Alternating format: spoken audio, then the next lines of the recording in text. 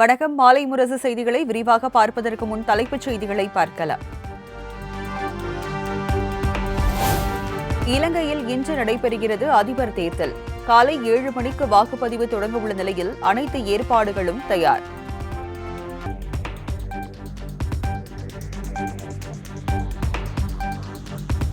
இலங்கை முழுவதும் 22 மாவட்டங்களில் மொத்தம் 13,421 வாக்குச்சாவடிகள் அமைப்பு. 1,71,40,000 பேர் வாக்களிக்கின்றனர்.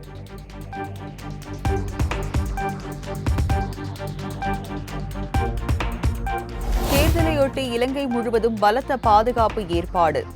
61,000 போலீசார், 9,000 சிவில் பாதுகாப்பு படையினர் குவிப்பு.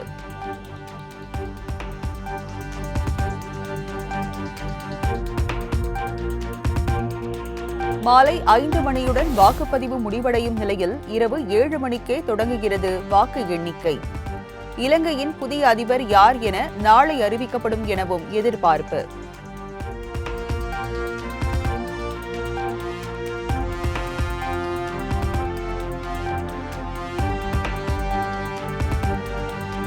மூன்று நாள் அரசுமுறை பயணமாக இன்று அமெரிக்கா செல்கிறார் பிரதமர் நரேந்திர மோடி. வில்மிங்டன் நகரில் நடைபெறும் குவாட் கூட்டமைப்பின் 4வது உச்சி மாநாட்டில் பங்கேற்று உரையாற்றுகிறார்.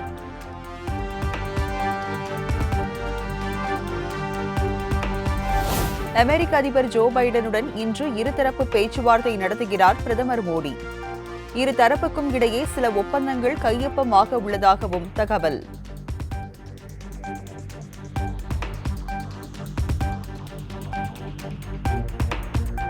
டெல்லியின் புதிய முதலமைச்சராக இன்று பதவியேற்கிறார் அதிஷி.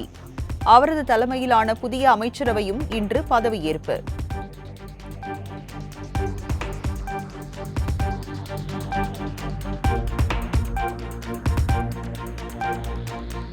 கொல்கத்தாவில் 40 நாட்களுக்கு பிறகு இன்று மீண்டும் பணிக்கு திரும்பும் பயிற்சி மருத்துவர்கள்.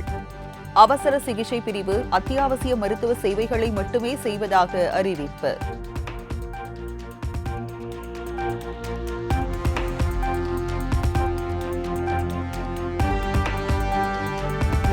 சென்னையில் 1000 விளக்கு, அண்ணா சாலை, தேனாம்பேட்டை உள்ளிட்ட பல்வேறு பகுதிகளில் நள்ளிரவில் மிதமான மழை.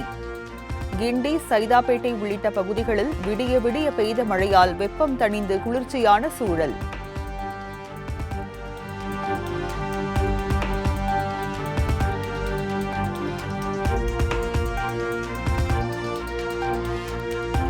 வடக்கு அந்தமான் கடல் மற்றும் அதன் சுற்றுப்புற பகுதிகளில் இன்று மேல்காற்று சுழற்சி உருவாக வாய்ப்பு. நாளை மறுநாள் வங்காள விரிகுடாவில் குறைந்த காற்றழுத்த தாழ்வு பகுதி உருவாகக்கூடும் எனவும் சென்னை வானிலை ஆய்வு மையம் அறிவிப்பு.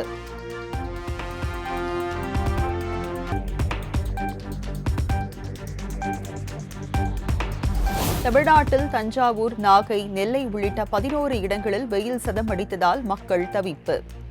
நுங்கம்பாக்கம், மீனம்பாக்கம், ஈரோடு, கரூர், பரமத்தியில் தலா 101 டிகிரி வெப்பம் பதிவு.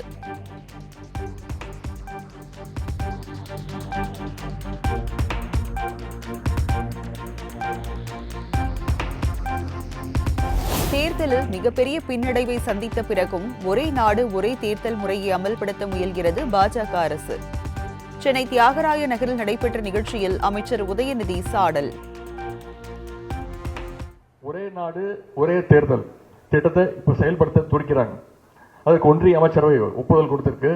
ஆனால் அதை நாம் எந்த காலத்திலும் ஏற்கப் போவதில்லை என்று நம்முடைய முதலமைச்சர் அவர்கள் தெளிவாக சொல்லியிருக்கிறாங்க.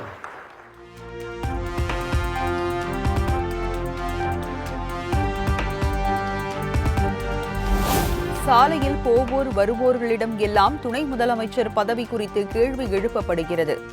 அரசியல் குறித்து தன்னிடம் கேள்வி கேட்க வேண்டாம் என நடிகர் ரஜினி கருத்து தெரிவித்த நிலையில் அமைச்சர் உதயநிதி பேச்சு. அதற்கான முழு உரிமையும் முதலமைச்சர் கிட்ட தான் இருக்கு. இது முதலமைச்சர் தான் கேட்கணும். அவர்கிட்ட கேட்காத அவர்கிட்ட கேட்டு இருக்கீங்க. ஆனா யாரெல்லாம் மைக்கு ரோட்ல போற வரவங்க கிட்ட எல்லாம் மைக்கு நீட்டி உதயநிதி துணை அமைச்சர் உங்க ஒப்பீனியன் என்ன, உங்க ஒப்பீனியன் என்கிட்ட கேட்டீங்க. சரி, அவர் பாவம் படப்பிடிப்புக்காக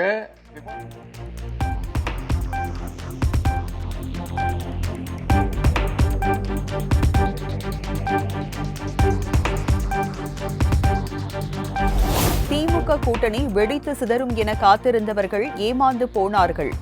தேசிய மதுவிலக்கு கொள்கையை மத்திய அரசு நிறைவேற்றும் வரை ஓய மாட்டோம் எனவும் திருமாவளவன் திட்டவட்டம்.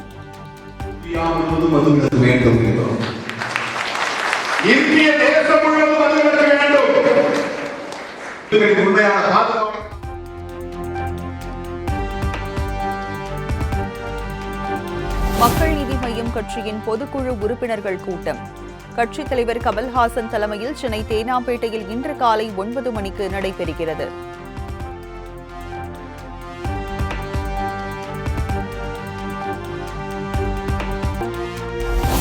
இந்த காலத்தில் ரசிகர்களின் எதிர்பார்ப்புகளை பூர்த்தி செய்வதே கடினமாக உள்ளது. இப்போதெல்லாம் நல்ல இயக்குநர்கள் கிடைப்பதில்லை எனவும் வேட்டையின் இசை வெளியீட்டு விழாவில் ரஜினிகாந்த் வருத்தம்.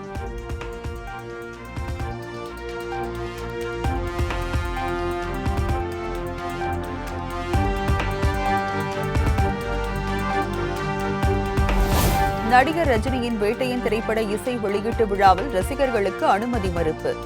டிக்கெட் இருந்தும் உள்ளே அனுமதிக்கவில்லை என கொந்தளித்த ரசிகர்கள்.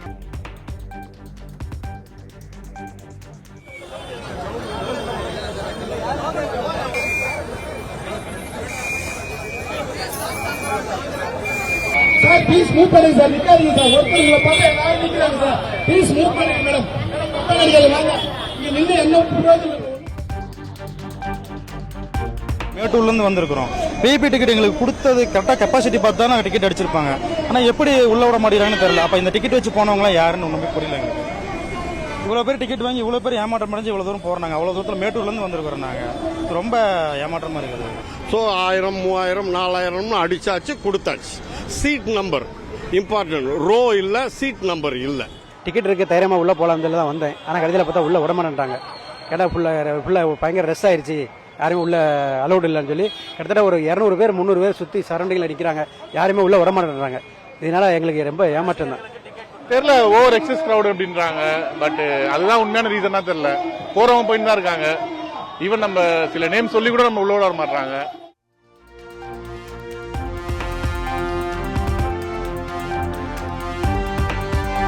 வார விடுமுறையொட்டி சொந்த ஊர்களுக்கு படையெடுத்த பொதுமக்கள். சென்னை கிண்டி விமான நிலைய ஜிஎஸ்டி சாலையில் கடும் போக்குவரத்து நெரிசல்.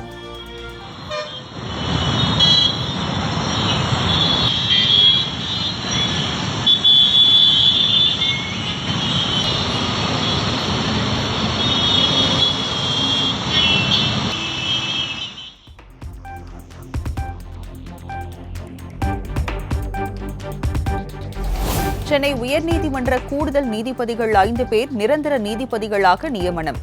குடியரசுத் தலைவரின் உத்தரவை அடுத்து உயர்நீதிமன்ற நீதிபதிகளின் எண்ணிக்கை 64ஆக உயர்வு.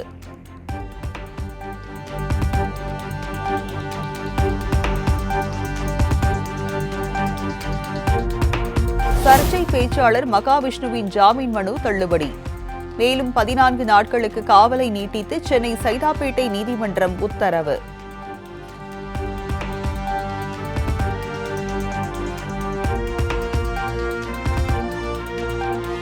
உதயநிதி ஸ்டாலின் துணை முதலமைச்சராகும் நாளை எண்ணி காத்திருப்பதாக சபாநாயகர் அப்பாவு பேட்டி. திருப்பதி லட்டு போன்ற பிரச்சினை தமிழ்நாட்டில் ஏற்படாது எனவும் உறுதி. அந்த நாள் எப்போன்னு எதிர்பார்த்து காத்திருக்கோம். அதுல அப்படி ஒரு குற்றச்சாட்டு இல்லை.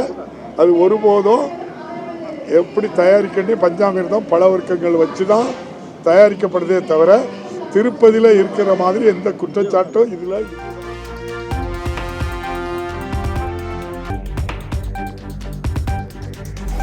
நெல்லை ரயில் நிலையத்தை உலக தரத்திற்கு மாற்றம் செய்வதற்கு 300 கோடி ரூபாய் மதிப்பில் பணிகள் நடைபெற்று வருகிறது.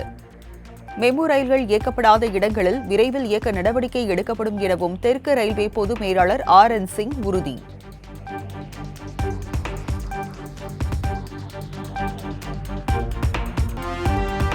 %20 போனஸ் கேட்டு நெய்வேலி NLC ஒப்பந்த தொழிலாளர்கள் தொடர் போராட்டம். கடலூர் கோட்டாட்சியர் அலுவலகத்தில் நடைபெற்ற பேச்சுவார்த்தை தோல்வி. ஆட்சி நிர்வாகம் கொடுத்திருக்கக்கூடிய அவர்கள் வேண்டுகோளையும் NLC நிர்வாகம் நிராகரித்து விட்டது. எந்தவிதமான சுமூகமான முடிவுக்கு NLC நிர்வாகம் ஒத்து வராததால், இணங்காததால் இந்த பேச்சுவார்த்தையில் எந்தவிதமான உடன்பாடும் எட்டப்படவில்லை. மாவட்ட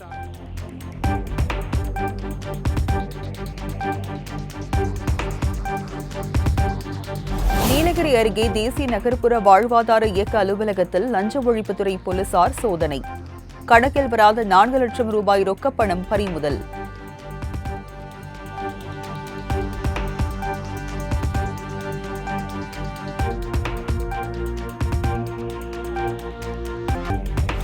இன்று புரட்டாசி மாதம் முதல் சனிக்கிழமை. பெருமாள் கோயில்களில் பக்தர்கள் சிறப்பு வழிபாடு.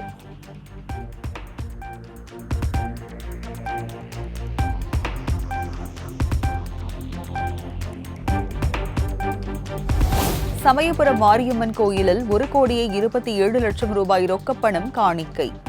தங்கம் மற்றும் வெள்ளி பொருட்களையும் உண்டியலில் செலுத்திய பக்தர்கள்.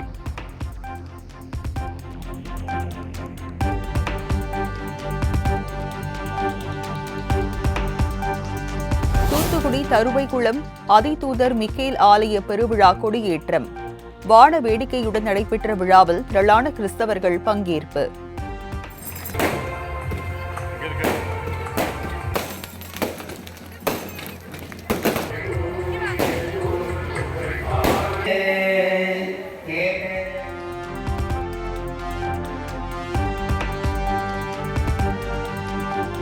ஓணம் பண்டிகை மற்றும் புரட்டாசி மாத பூஜைக்காக திறக்கப்பட்ட சபரிமலை ஐயப்பன் கோயில் நடை.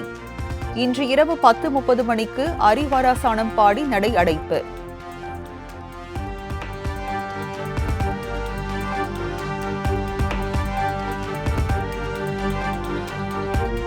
மதசார்பின்மையின் ஐரோப்பிய வடிவத்தை நிராகரிக்க வேண்டியது அவசியமாகும்.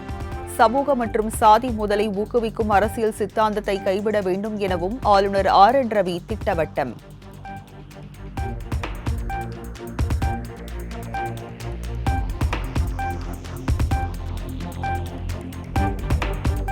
திருப்பதி லட்டு பிரசாதத்தில் மாமிச கொழுப்பு கலக்கப்பட்டதாக வெளியான தகவல் வருத்தமளிக்கிறது.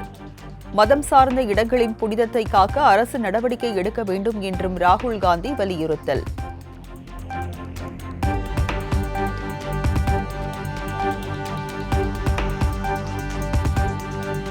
மக்களவை எதிர்க்கட்சித் தலைவர் ராகுல் காந்தி மீதான அவதூறு வழக்கு. சுல்தான்பூர் நீதிமன்றத்தில் இன்று மீண்டும் விசாரணை.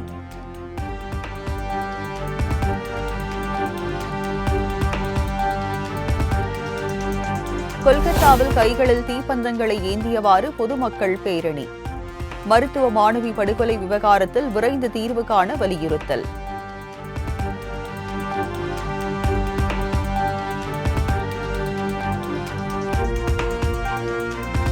AI தொழில்நுட்ப வசதிகளுடன் மொழிபெயர்க்கப்படும் உச்சநீதிமன்ற தீர்ப்புகள். தமிழ் முன்னிலை வகிப்பதாக தலைமை நீதிபதி TY சந்திரசூட் பெருமிதம்.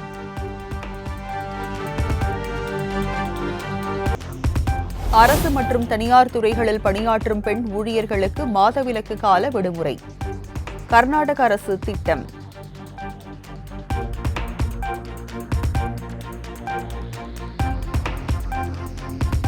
கர்நாடக மாநிலம் பிதர் நகரில் 1 கோடி ரூபாய் மதிப்பிலான குட்கா பொருட்கள் பறிமுதல்.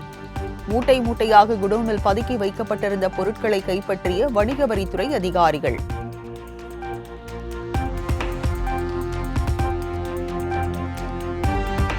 மகாராஷ்டிரா மாநிலம் புனேவில் ராட்சத பள்ளத்தில் லாரியுடன் விழுந்த இருசக்கர வாகனம்.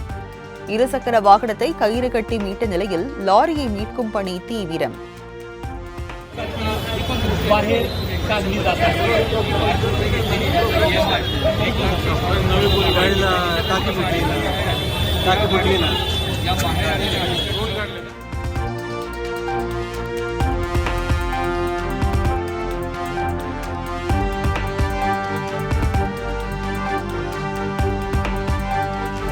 ஹைதராபாத்தில் நள்ளிரவில் கொட்டி தீர்த்த கனமழை.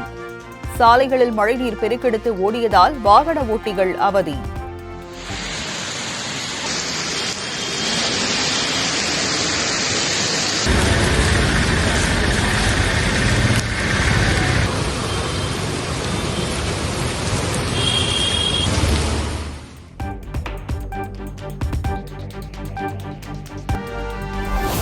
சச்சின் டெண்டுல்கரின் சாதனையை தகர்த்து புதிய உலக சாதனை படைத்தார் விராட் கோலி.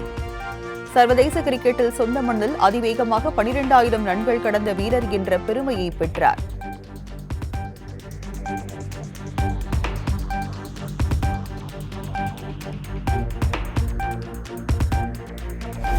இங்கிலாந்து ஆஸ்திரேலியா அணிகளுக்கு இடையிலான இரண்டாவது ஒருநாள் கிரிக்கெட் போட்டி இந்திய நேரப்படி மாலை 3:30 மணிக்கு லீட்சில் தொடங்குகிறது.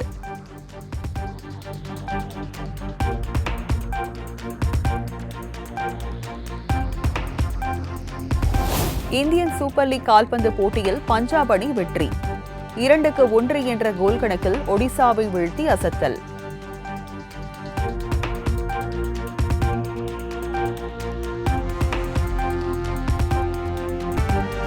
திருச்செந்தூர் சுப்பிரமணிய சாமி கோயிலில் நடிகர் பிரேம்ஜி மனைவியுடன் சுவாமி தரிசனம். முருகப்பெருமானை மனமுருகி வழிபாடு.